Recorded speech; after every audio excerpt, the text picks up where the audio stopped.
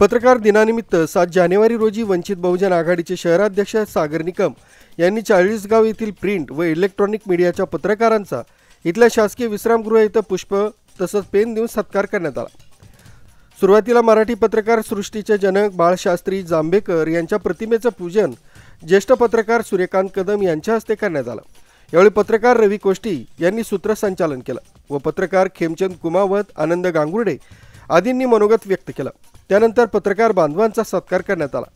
या प्रसंगी ज्येष्ठ पत्रकार मोतीलाल आहिरे, कैलास सूर्यवंशी, दीपक जाम, विजय गवळी, किशोर जाधव, गफ्फार शेख, पंकज रावते, कलीम शेख, रोहित शिंदे, कल्पेश महाले, दानिश मनियार, हंसराज पगारे, सत्यजित पाटील, महेंद्र महाले, रणधीर जाधव, जीवन चव्हाण, शर्जिल कुरेशी आदी पत्रकार बांधव आणि वंचित बहुजन आघाडीचे पदाधिकारी तसंच कार्यकर्ते उपस्थित होते।